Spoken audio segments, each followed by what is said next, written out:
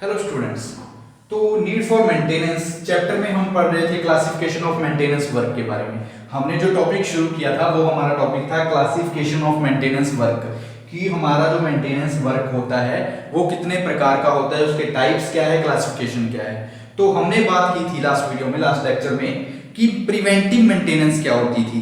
तो preventive maintenance ऐसी maintenance होती है जो हम स्ट्रक्चर में डिफेक्ट्स पैदा होने से पहले करते हैं। हमारे पास मान लीजिए कोई भी स्ट्रक्चर है, सिविल इंजीनियरिंग का कोई भी स्ट्रक्चर है, बिल्डिंग है या फिर हाईवे है या फिर कोई भी फ्लाईओवर है, कोई भी सिविल इंजीनियरिंग का हमारे पास स्ट्रक्चर है, उस स्ट्रक्चर में डिफेक्ट्स पैदा होने से पहले जो हम मेंटेनेंस करेंगे उस मेंटेनेंस को हमने बोला था प्रिवेंटिव मेंटेनेंस। उस मेंटेनेंस को हमने क्या बोला था? Preventive maintenance. तो वो हमारी कौन सी थी? Preventive maintenance. तो वो हमारी थी प्रिवेंटिव मेंटेनेंस, यानी कि हमारा कोई भी स्ट्रक्चर है, उस स्ट्रक्चर में डिफेक्ट्स पैदा होने से पहले जो हम मेंटेनेंस करेंगे वो थी हमारी प्रिवेंटिव मेंटेनेंस। फिर हमने बात की थी सेकंड रेमेडियल मेंटेनेंस के बारे में, कि रेमेडियल मेंटेनेंस कौन सी होती है। तो ये हम मेंटेनेंस करते हैं जब हमारे स्ट्रक्चर में किसी प्रकार का डिफेक्ट पैदा हो जाता है, डिफेक्ट उत्पन्न हो जाता है, तब हम मेंटेनेंस करते हैं, उस मेंटेनेंस को बोलते हैं रेमेडियल मेंटेनेंस। तो उसको हम बोलते हैं रेमेडियल मेंटेनेंस। कौन सी? आफ्टर डिफेक्ट्स अकर, कि अगर बिफोर डिफेक्ट अकर वो होती है प्रिवेंटिव, आफ्टर डिफेक्ट अकर्स तो वो होती है हमारी रेमेडियल मेंटेनेंस। उसके बाद हमने थर्ड पढ़ा था fixed time maintenance, fixed time maintenance, या फिर हम इसको क्या बोलते थे? रूटीन मेंटेनेंस, या फिर हम इसको बोलते थे रूटीन मेंटेनेंस। तो ये मेंटेनेंस कौन सी थी? ये मेंटेनेंस थी कि अगर हमारे स्ट्रक्चर में कोई डिफेक्ट्स हैं तो हम क्या करें, कुछ इंटरवल्स के बाद मतलब कुछ टाइम पीरियड के बाद हम बात क्या कर रहे हैं, उसकी मेंटेन कर रहे हैं, हम उसको स्ट्रक्चर को मेंटेन करके रख रहे हैं, उसकी मेंटेनेंस कर रहे हैं, तो वो होती है रूटीन मेंटेनेंस, जो कि एक रूटीन में शुरू से लास्ट तक चलती रहेगी। कि अगर हमने माना हुआ है कि हमने 20 दिन के बाद वो मेंटेन रखना है, हमने स्ट्रक्चर को 20 दिन के बाद चेक करना है, तो उस तरह की मेंटेनेंस को बोलते हैं रूटीन मेंटेनेंस, जहां की जो मेंटेनेंस एक इंटरवल के बाद चले, कि एक इंटरवल 20 दिन का, फिर उसके बाद नेक्स्ट 20 दिन, फिर आगे नेक्स्ट 20 दिन, तो उस तरह की मेंटेनेंस को हम बोलते हैं रूटीन मेंटेनेंस, जहां फिर फिक्स्ड टाइम मेंटेनेंस। अब हम बात करते हैं हमारी जो फोर्थ है special maintenance.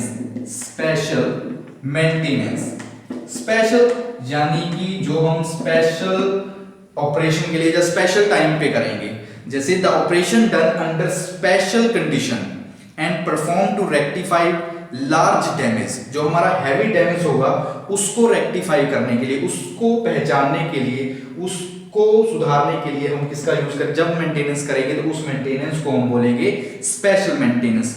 The operation done under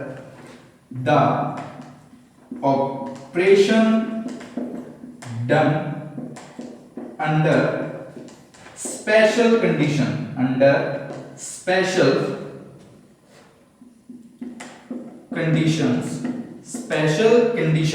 special conditions and performed to rectify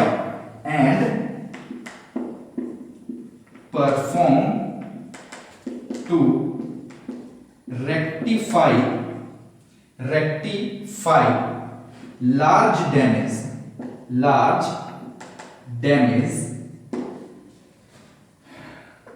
is known as special maintenance। कि वो ऑपरेशन जो हम स्पेशल कंडीशंस पे करेंगे, जब हमारी कंडीशन कुछ स्पेशल है, मान लीजिए हमारे पास ऐसी कंडीशन है जहां पे हम इनका यूज नहीं कर सके, तो वहां पे हम करेंगे स्पेशल मेंटेनेंस का यूज। या फिर हमने कोई लार्ज डैमेज है उसको रेक्टिफाई करना है, तब भी हम किसका यूज करेंगे? स्पेशल मेंटेनेंस का। तो ये हमने पढ़ा क्लासिफिकेशन ऑफ मेंटेनेंस वर्क के बारे में, कि 4 प्रकार की हमारी मेंटेनेंस होती है: preventive maintenance, remedial maintenance, fixed time maintenance और स्पेशल मेंटेनेंस। अब हमारा नेक्स्ट जो टॉपिक है वो है factor influencing to repair and maintenance, कि ऐसे कौन कौन से फैक्टर है जो रिपेयर एंड मेंटेनेंस को क्या करते हैं? प्रभावित करते हैं, इन्फ्लुएंस करते हैं।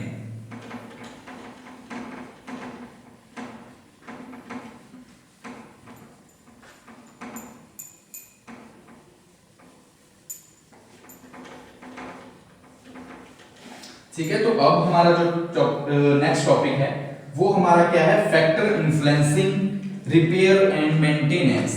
कि ऐसे कौन कौन से फैक्टर हैं जो फैक्टर हमारी रिपेयर एंड मेंटेनेंस को क्या करते हैं, इफेक्ट करते हैं, उन पे कोई ना कोई प्रभाव डालते हैं।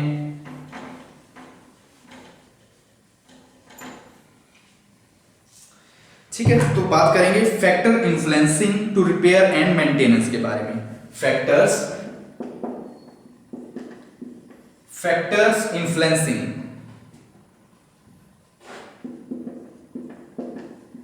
FLUENCING, factor influencing to repair and maintenance, to repair and maintenance, repair and maintenance. कि ऐसे कौन कौन से फैक्टर हैं जो रिपेयर और मेंटेनेंस को इन्फ्लुएंस करते हैं, प्रभावित करते हैं, जब किसी प्रकार का इफेक्ट डालते हैं। तो सबसे पहले ये 5 प्रकार के होते हैं।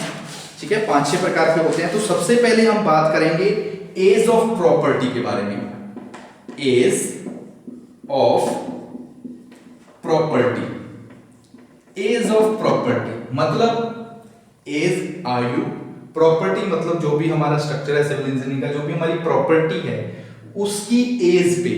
तो सबसे पहले जो रिपेयर और मेंटेनेंस पे इफेक्ट पड़ता है वो होता है एज ऑफ प्रॉपर्टी का। कि मान लीजिए हमें अगर पता होगा कि हमारी प्रॉपर्टी की एज कितनी है, तो उसी के अकॉर्डिंग हम उसकी रिपेयर और मेंटेनेंस कर सकते हैं। किस पे डिपेंड करेगा, एज पे, कि हमने जो प्रोडक्ट तैयार किया था, जो हमारी प्रॉपर्टी है, वो कितनी एज तक के लिए, कितने टाइम पीरियड के लिए तैयार की गई थी, कितना टाइम पीरियड उसका चला गया है और कितना टाइम पीरियड तक के लिए वो प्रॉपर्टी हमारे लिए बची हुई है। तो सब कुछ किस पे डिपेंड करता है, एज ऑफ प्रॉपर्टी, जो हमारी रिपेयर और मेंटेनेंस को प्रभावित करता है। तो सबसे पहले होती है एज ऑफ प्रॉपर्टी। कि जैसे कोई भी हमने प्रॉपर्टी हमारी, उस प्रॉपर्टी की हमने क्या करनी है, मुरम्मत शुरू करनी है। तो मुरम्मत शुरू करने से पहले हमें उसकी एज के बारे में पता करना होगा। सबसे क्या, हमें एज के बारे में, कि हमने कोई प्रॉपर्टी है उसको शुरू करना है, किसके लिए, मुरम्मत के लिए। हमने उसकी मुरम्मत करनी है, उसकी मेंटेनेंस करनी है, उसकी रिपेयरिंग करनी है। तो रिपेयरिंग करने से पहले हमें प्रॉपर्टी की एज के बारे में पता होना चाहिए, तभी हम उसकी अच्छी से रिपेयर और मेंटेनेंस कर सकते हैं। ठीक है, उसके बाद सेकंड जब हम बात करेंगे, the remaining useful life of building will justify the amount of capital spend. कि हमारे पास कोई प्रॉपर्टी है, हमने उसकी रिमेनिंग लाइफ के बारे में अगर पता करना है कि उसकी लाइफ कितनी बची हुई है, तो हमें सबसे पहले ये भी पता होना चाहिए कि उस बिल्डिंग को बनाने के लिए हमने टोटल कितना खर्च किया है, हमने टोटल कितने पैसे उस बिल्डिंग पे, उस प्रॉपर्टी पे स्पेंड किए हैं। तो ये हमारे, इससे भी हम, ये भी कौन सा फैक्टर है, एज ऑफ प्रॉपर्टी का। कि सबसे पहले हमने बात की कि हमें उसकी एज का पता होना चाहिए, कि हमने रिपेयर करना है तो हमें एज का पता होना चाहिए कि एज कितनी है प्रॉपर्टी की, तभी हम उसकी मरम्मत, उसकी रिपेयरिंग को शुरू कर सकते हैं। सेकंड पॉइंट में इसी में हमने बात किया कि हमें, अगर हमने उसकी रिमेनिंग लाइफ के बारे में जानना है, बिल्डिंग के, प्रॉपर्टी की रिमेनिंग लाइफ के बारे में जानना है कि कितनी लाइफ उसकी पेंडिंग है, तो उसके लिए हमें उस बिल्डिंग या प्रॉपर्टी पे जो भी कैपिटल स्पेंड की है, जो भी हमने खर्चा किया हुआ है, उसके बारे में भी हमें क्या होना चाहिए, पता होना चाहिए। ठीक है, थर्ड पॉइंट में बात करते हैं एज ऑफ प्रॉपर्टी में, कि हमें एक प्लान प्रोग्राम बनाना चाहिए। जैसे हमने कोई इंस्पेक्शन करनी है, जैसे साइकिलिंग मेंटेनेंस करनी है, तो उसके लिए भी हमें क्या करना चाहिए, एक प्लान तैयार करना चाहिए। क्योंकि विदाउट प्लान हम किसी भी प्रकार से क्या कर सकते हैं, उसको रिपेयर और मेंटेनेंस को नहीं कर सकते। ठीक है, कि जैसे लिखा है, plan programme of inspection and cycling maintenance should be set up to obtain maximum life of material, component, service and building itself। कि अगर हम प्रॉपर्टी के अंदर जो भी मटेरियल्स है, जो भी उसके अंदर कंपोनेंट्स है, जो भी उसकी सर्विसेज हैं, उनके बारे में अगर हम जानना चाहते हैं, उनकी एज के बारे में, उनकी लाइफ के बारे में पता लगाना चाहते हैं, तो हमें एक साइकिलिंग प्रोग्राम, एक साइकिलिंग मेंटेनेंस और प्रोग्राम करना चाहिए। किसका, इंस्पेक्शन का, कि कब हमने इंस्पेक्शन करनी है, कब उसकी साइकिलिंग मतलब मेंटेनेंस का एक साइकिल बनाना है, तभी हम उसकी प्रॉपर्टी के अंदर जो भी मटेरियल्स है, जो कंपोनेंट्स है, जो इस प्रॉपर्टी की सर्विसेज है जो हमें प्रोवाइड करवा रही है, उनके बारे में हम क्या कर सकते हैं, जान सकते हैं। कब? जब हम एक प्लान प्रोग्राम तैयार करेंगे मेंटेनेंस का और इंस्पेक्शन का। तो ये हमने बात की एज ऑफ प्रॉपर्टी में। तो सबसे पहले पॉइंट में हमने एज ऑफ प्रॉपर्टी है, तो इसमें हमने पहले बात क्या किया कि हमारे पास कोई भी प्रॉपर्टी है, कोई भी बिल्डिंग है, उस बिल्डिंग, ठीक है, हमारे पास कोई भी क्या है, प्रॉपर्टी है, जब बिल्डिंग है, उस बिल्डिंग को हम तैयार करना चाहते हैं, उस पर रिपेयरिंग करना चाहते हैं, तो सबसे पहले उसकी एज के बारे में पता होना चाहिए। ठीक है, जैसे लिखा before embarking, before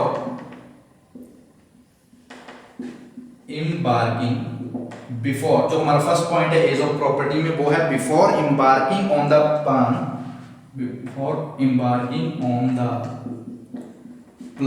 of repair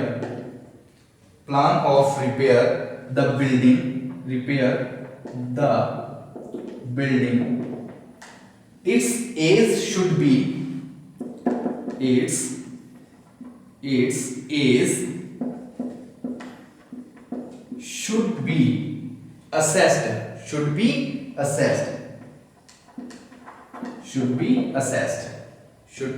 assessed कि before embarking on the plan of repair and building its age should be assessed, कि हमने कोई भी, हमारे पास बिल्डिंग है, हमने बिल्डिंग की रिपेयर करना चाहते हैं, भवन है हमारे पास, उसकी मरम्मत करना चाहते हैं, तो सबसे पहले उसकी एज के बारे में हमें पता होना चाहिए।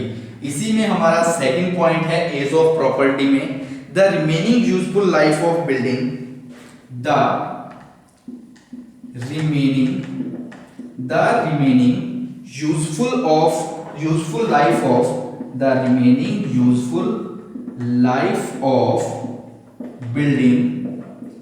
remaining useful life of building will only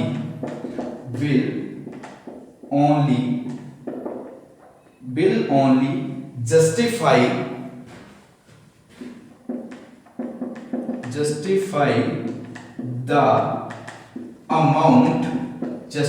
the amount of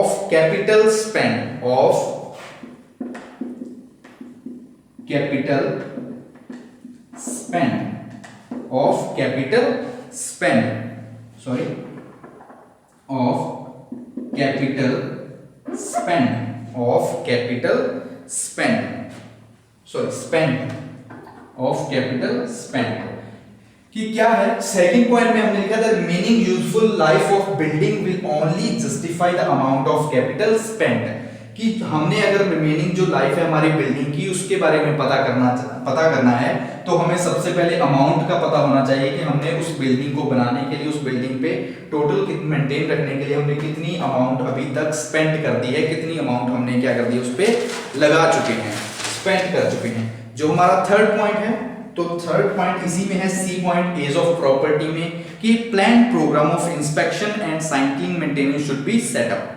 A plan programme, ठीक है, a plan programme of inspection and maintenance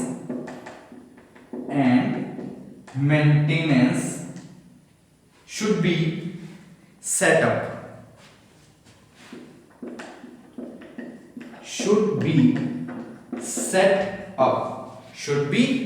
up, ठीक है, कि हमने अगर हमारे पास शुड बी सेटअप, कि जो भी हमने अगर हमने मेंटेन रखना है, एज ऑफ प्रॉपर्टी के बारे में पता करना है, तो हमें एक प्लान प्रोग्राम बनाना चाहिए, किसका, इंस्पेक्शन का और मेंटेनेंस का, कि एक हमने प्रोग्राम तैयार कर लिया ताकि हम उसकी मैक्सिमम लाइफ के बारे में, शुड बी सेटअप to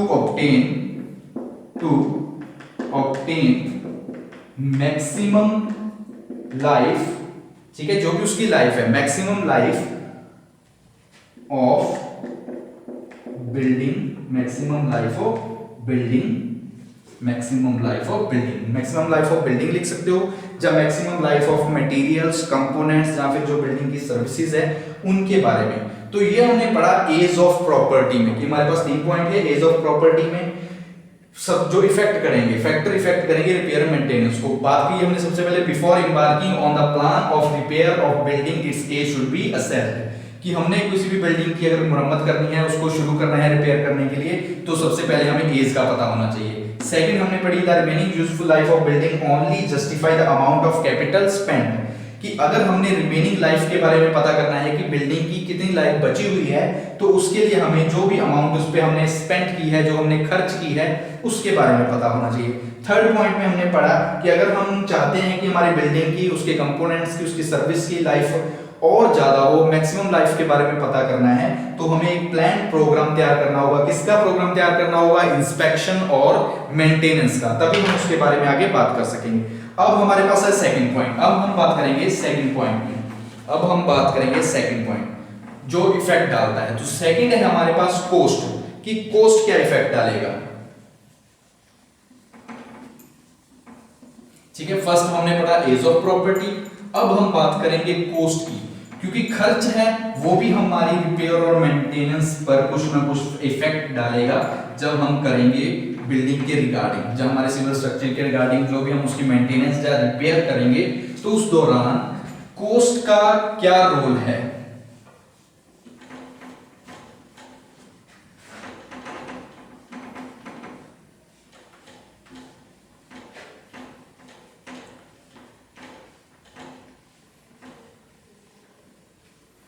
ठीक है, अब हम बात करेंगे कोस्ट के बारे में। सेकंड हमारा पॉइंट है कोस्ट। पहला एज ऑफ प्रॉपर्टी पढ़ा, अब है कोस्ट, कि कोस्ट क्या होता है। कोस्ट यानी कि खर्च, हमने कितना खर्च किया है।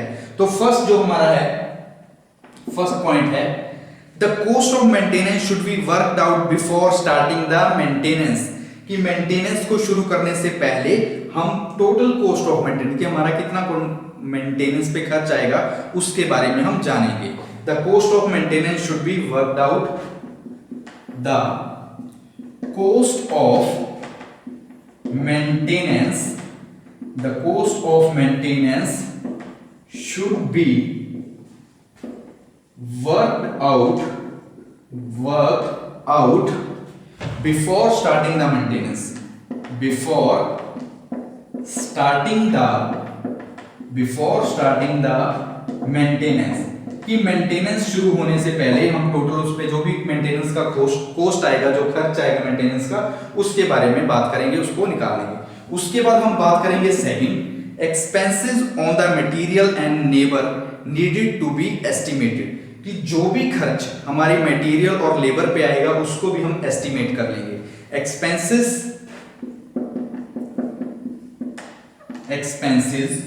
on the material and on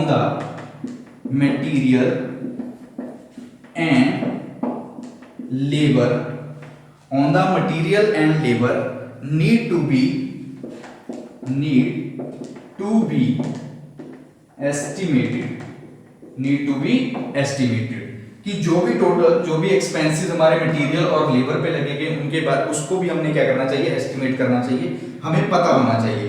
जो हमारा नेक्स्ट है, the actual cost and nature of all maintenance work should B properly recorded for the future use, कि जो भी हमारा एक्चुअल कॉस्ट होगा, जो भी हमारा एक्चुअल खर्च होगा, उन सभी खर्च को एक रिकॉर्ड के रूप में रखना चाहिए, जो कि हमारे फ्यूचर में क्या आएगा?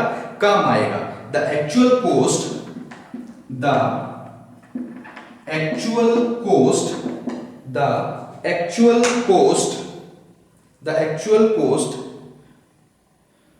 of all maintenance, the actual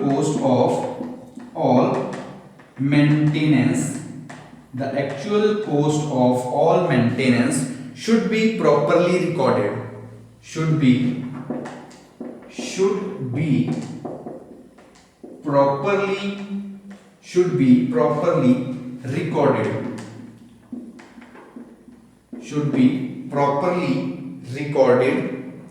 ठीक है, प्रॉपरली रिकॉर्डेड फॉर फ्यूचर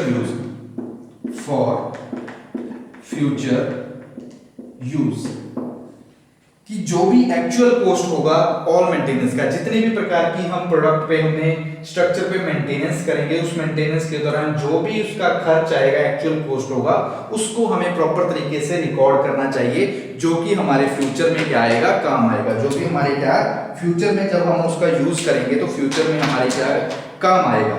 तो ये हम पढ़ रहे हैं कॉस्ट के बारे में। तो कॉस्ट में हमने पढ़ा the cost of maintenance should be worked out before starting maintenance. Maintenance को शुरू करने से पहले हमें उसके टोटल खर्च के बारे में पता होना चाहिए, जो भी कॉस्ट पे हम मेंटेनेंस कर रहे हैं, मेंटेनेंस पे जो भी कॉस्ट कर रहे हैं, सॉरी। उसके बाद expenses on the material and labour needed to be estimated, कि जो भी खर्च हमारा मटेरियल और लेबर पे आया हुआ है उसको एस्टिमेट करेंगे। थर्ड पॉइंट में हमने बात की था actual cost of all maintenance, जितनी भी हमारी मेंटेनेंस है उन पे जो भी एक्चुअल कॉस्ट है उस कॉस्ट को हम प्रॉपर तरीके से रिकॉर्ड करेंगे, जो कि हमारे फ्यूचर में काम आएगा, जो कि हमारे फ्यूचर में काम आएगा।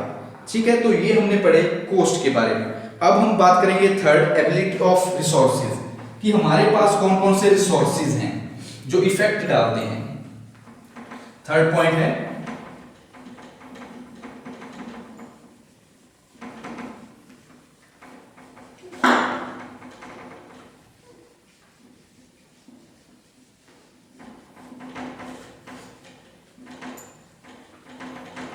ठीक है, एबिलिटी ऑफ रिसोर्सेज, कि हमारे पास कौन कौन से रिसोर्सेज मौजूद है।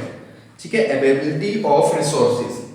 थर्ड पॉइंट है A B A I L A B I L I T V, ठीक है, टी वाई सॉरी, ठीक है, एबिलिटी ऑफ, ठीक है, ability of resources, ability of,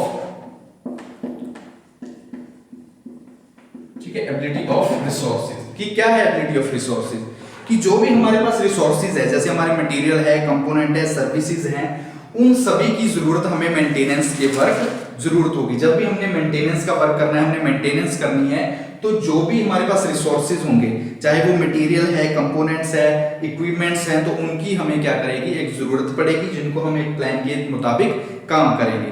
तो जैसे लिखा है resources include material, component, service and equipments. When an item of maintenance is being planned, the ability of any these physical resources must be ensured, कि जब भी हमने मेंटेनेंस करनी है किसी भी बिल्डिंग की, किसी भी प्रोडक्ट की, किसी भी स्ट्रक्चर की हमने मेंटेनेंस करनी है, तो उस मेंटेनेंस के दौरान हमें मटेरियल, कंपोनेंट, जो भी इक्विपमेंट्स, जो भी हमें रिसोर्सेज चाहिए, वो हमारे पास मौजूद होने चाहिए, वो हमारे पास अवेलेबल होने चाहिए। अगर वो हमारे पास रिसोर्सेज होंगे तभी हम आसानी से क्या कर सकते हैं, मेंटेनेंस वर्क को डन कर सकते हैं, मेंटेनेंस वर्क को अप्लाई कर सकते हैं। ठीक है, रिसोर्सेज इंक्लूड मटेरियल, ठीक है, रिसोर्सेज इंक्लूड, कि मटेरियल कौन सा है, जैसे मटेरियल्स, ठीक है, फर्स्ट पॉइंट में मटेरियल्स, मटेरियल्स, कंपोनेंट्स, मटेरियल्स हो गया, कंपोनेंट्स हो गए, components, components and services should be, services should be available, should be available when maintenance, when maintenance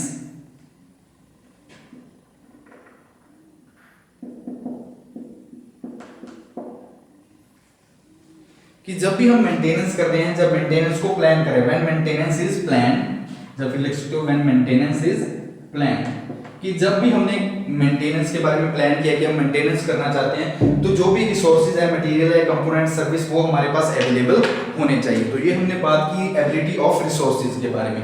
अब पढ़ेंगे फोर्थ पॉइंट के बारे में। ठीक है, फोर्थ पॉइंट क्या है, अर्जेंट। जैसे हमारे पास क्या होती है, अर्जेंसी, कि हमें पूरे अर्जेंट टाइम पे, उसी टाइम किसी चीज की जरूरत है, ठीक है, जो एकदम अर्जेंट टाइम पे, कि हम नहीं चाह रहे कि हमने कोई भी मेंटेनेंस करनी है, हमें नहीं पता कि कब हमने करनी है, लेकिन अर्जेंट टाइम पे हमें क्या करें, जरूरत पड़ जाए।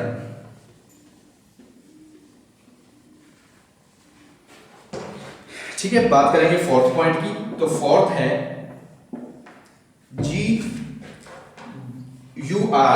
GENCY, urgency.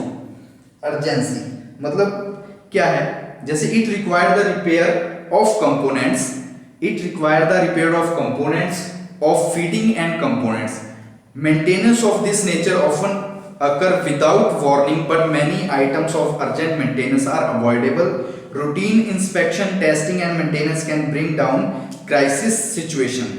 तो क्या है अर्जेंसी? अर्जेंसी मतलब कि कभी इमरजेंसी में हमें जरूरत पड़ जाए, जैसे हमें कोई भी इमरजेंसी में हम काम कर रहे हैं लेकिन हमें मेंटेनेंस की जरूरत, अभी हम काम कर रहे हैं लेकिन हमें नहीं पता कि हमें मेंटेनेंस करनी है नहीं करनी, लेकिन बाय चांस वो अचानक से क्या हो, हमारे प्रोडक्ट खराब हो जाए, प्रोडक्ट में एकदम से कोई दिक्कत आ जाए, तो अर्जेंट टाइम पे जो हम मेंटेनेंस करते हैं, ठीक है, वो अर्जेंसी में आ जाती है। तो वो आ जाती है अर्जेंसी में, जो कि फैक्टर इफेक्ट करता है। कि जैसे हमने लिखा है it required for repair of components, कि अगर हमने कंपोनेंट्स की रिपेयर करनी है, हमने फिक्स नहीं, हमने प्लान नहीं किया, लेकिन हमें रिपेयर करनी पड़ी कंपोनेंट्स की, तो वो अर्जेंसी में आ जाएगा।